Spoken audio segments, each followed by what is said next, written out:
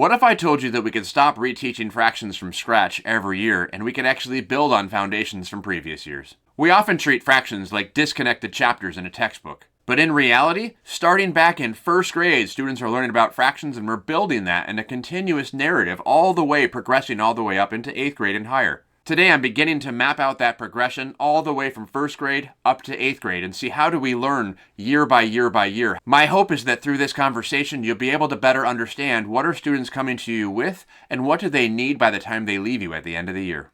So let's go ahead and start here with first grade and talk about what we're doing in first grade, where we're beginning to understand the idea of fractions. And let me first start off by saying that we're not actually going to be dealing with fractions in first grade. We're more talking about equal shares.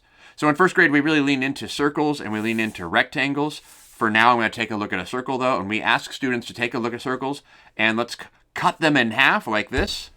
And when we do that cut in half, I can begin to see, okay, now there's two parts and I'm looking at these and we're going to end up calling these halves. I'm not going to get into the fractional understanding with numerators and denominators. I'm just going to introduce the concept of the word halves. I want students to say the word, this is one half and another half, and together we have two halves, and two halves together. I need two of these to make one whole, looking at that idea. So then I'll bring this circle back in first grade and say, okay, what if I cut this into 4 equal parts, looking at this piece, and I say, okay, now I've got 4 equal shares, and again, I see that they're generally equal, maybe not perfect with my cutouts here, but we're trying to have those equal shares as we're doing this, and I see there's 1, 2, 3, 4, and I want to introduce the 2 vocabulary words. I want to introduce fourths, and I also want to introduce quarters. These are terms I want these first graders using. I want to give them those terms. I probably want to put it up on the wall so they try and internalize those terms.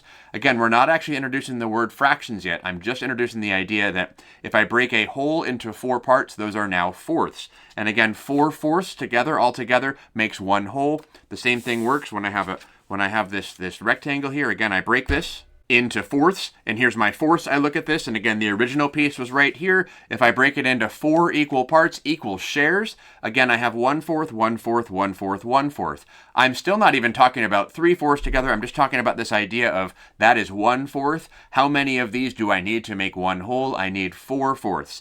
And that's pretty much what we're doing in first grade is we're taking a whole and we're breaking it up into halves and fourths or quarters. And we're helping students to understand those vocabulary terms.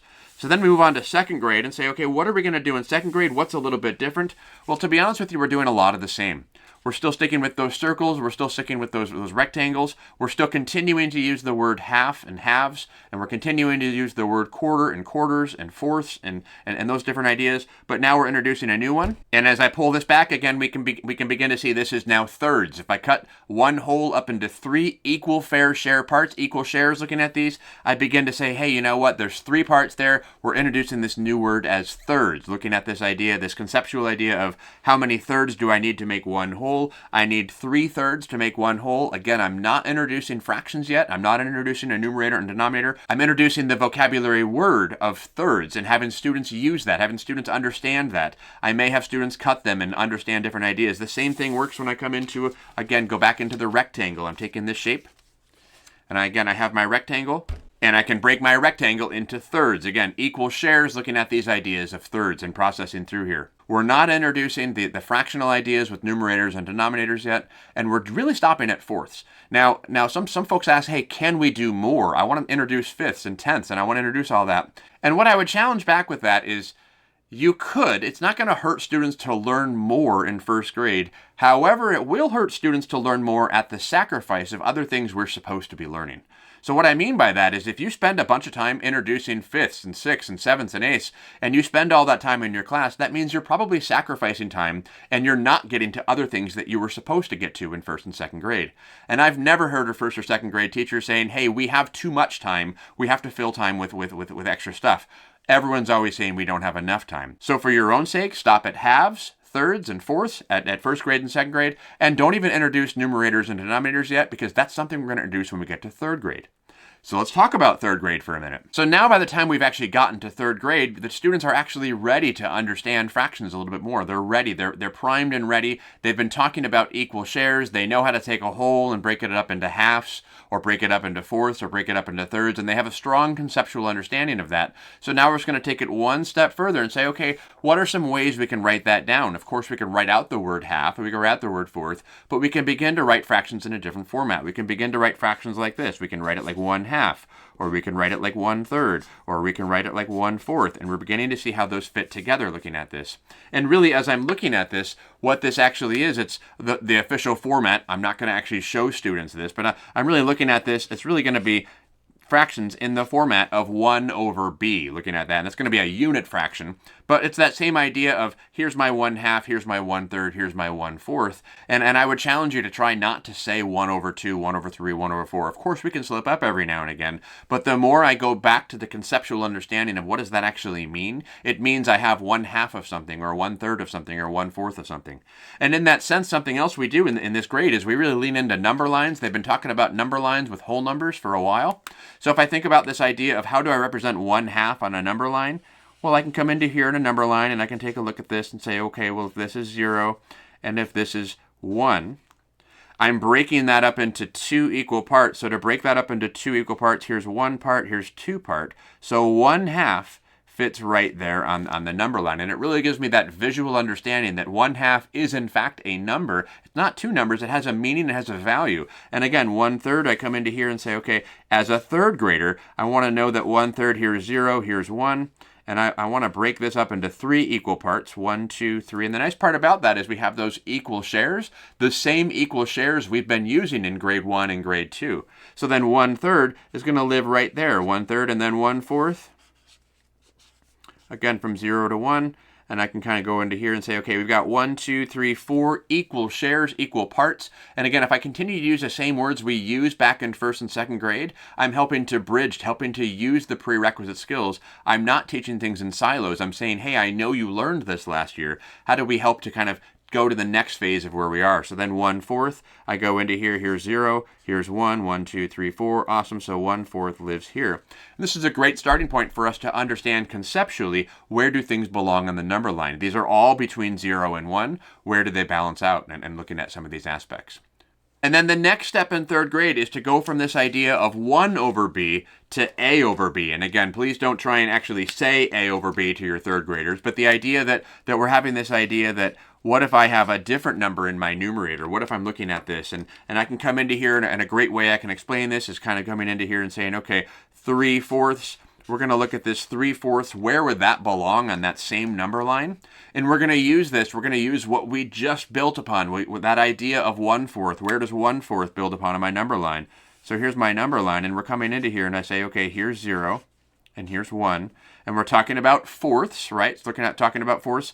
So I'm going to kind of come into here and say, okay, well, I knew previously, that this was 1/4. And I knew that this was 1/4, and I knew that this was 1/4, because we've talked about building out 1/4, 1/4. This is not a foreign idea to students. They've actually been dealing with this all the way back since first grade. So that's 1/4, that's 1/4, that's 1/4. So if I'm talking about where is 3/4, I can literally come over here and say, well, here's 1/4, and here's 2/4, and here's 3/4. And this might be a great time to come in and break out those fraction tiles, which I purposely haven't been using yet, because we haven't been talking about the fractions. But if I'm looking at this, I'll pull this out of the way and talking about I've got my one whole looking at this, and I can say, okay, 3/4. If I'm trying to find out where does 3/4 fit when I'm thinking about fraction tiles, well, with my fraction tile, I can see here's my 1/4. And again, I didn't introduce this until third grade because we haven't talked about fractions until third grade. Up until this point, I was using paper cutouts, or I was using things that don't have fractions written on them, because I don't want to confuse students with the fractions. We don't need to get there in first and second grade.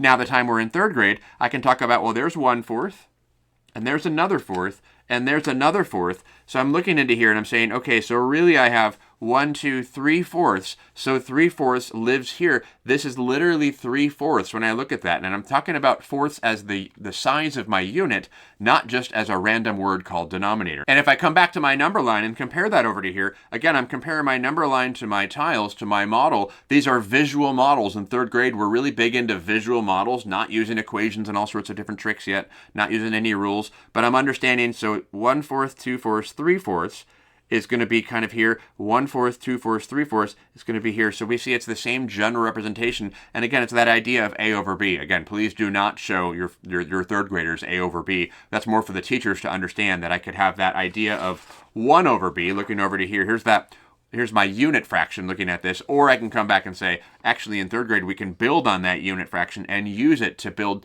larger fractions and understand some of those values. And on that note of building on different information, building on knowledge students already have, another thing we're doing in third grade is we're talking about equivalent fractions.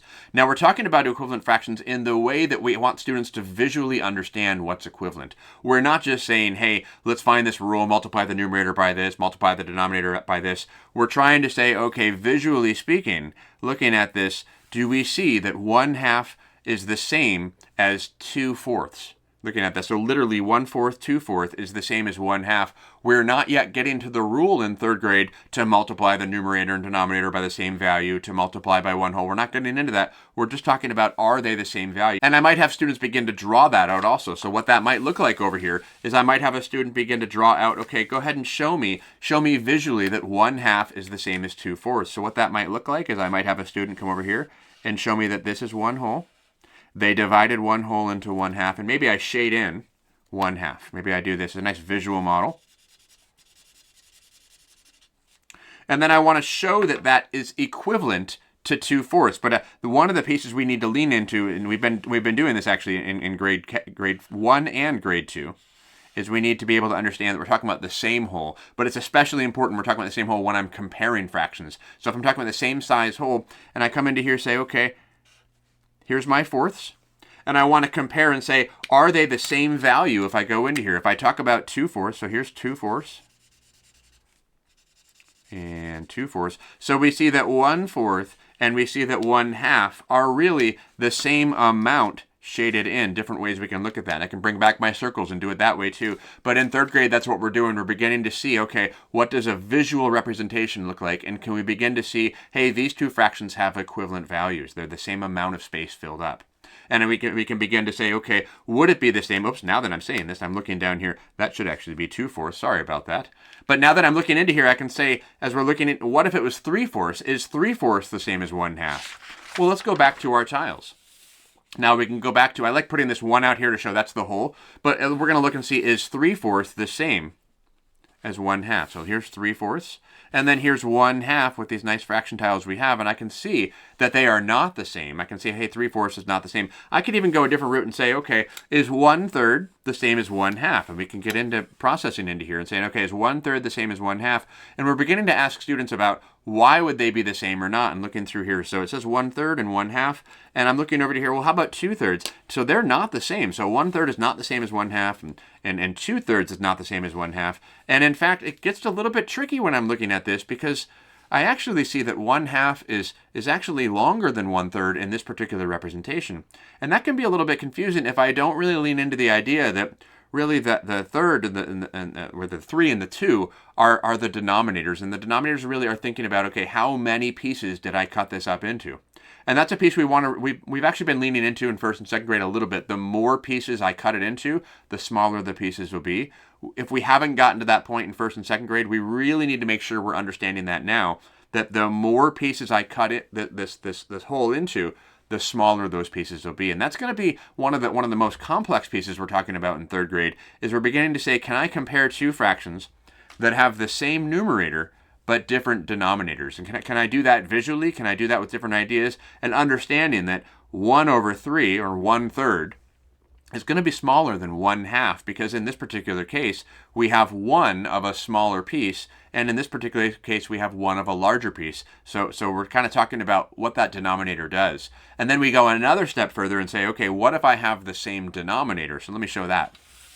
So now if we're coming into here taking, what if they have the same denominator? Because another thing we're doing in third grade math is we're saying, okay, what if I come into here and say I've got 1/4, and I have, over here I've got, let's see, 3/4. Okay, so they have the same denominator, and I want to think about which one is greater, which one do we have more of looking at that. And for a lot of us adults, that makes a whole lot of sense, but we're looking through here as we see this is, since they're cut from the same size piece, I can begin to say, okay, here's 1/4, and over here is 3/4, 1, 2, 3, the other one's coming along here. So I can see, okay, if they have the same denominator, they have the same size pieces. So 1/4 is going to be less than 3/4 looking into here. And again, going back to the other strategy, if we're coming into here, what if I had 1/4 and I wanted to compare that to 1/2? So here they have the same numerator, and I want to begin to say, okay, so here's 1/4 and here's 1/2. And I can begin to say, well, there's one piece and there's one piece, but this piece is smaller as I'm looking at this because we cut the original one whole into 4 pieces, 4 equal shares, as opposed to cutting it into 2 equal shares. So there's a number of things we're doing in grade 3, but really leaning into how do we build that from grade 1 to grade 2 where we did equal shares, and now we're thinking about equal shares moving to the actual formal ways of writing fractions down and understanding what do fractions mean built on what we did in first and second grade. And we're beginning to see, okay, as I begin to compare fractions, how can I make sense of this? When we move into fourth grade, we're going to begin using some more numeric ways and more algebraic ways to show what are some rules we can use to compare fractions, what are some ways we can begin doing things with fractions in different ways. But those fourth grade teachers have to know that we're not jumping from there. That's not the first time students have learned about fractions. We've been doing that for 3 years. We want to build off of those ideas. We want to build off of the cutout pieces we had. We want to build off of the fraction tiles. We want to build off of the different understanding pieces we've used. So I think that's probably about as much time as I can do for this video, but the next video is going to transition from third grade up into fourth grade to begin to say, okay, how do we continue to build on those strategies so we can understand, hey, what did they learn before me and what are they learning after me, so we can all be on the same page to help us out and to help more students out.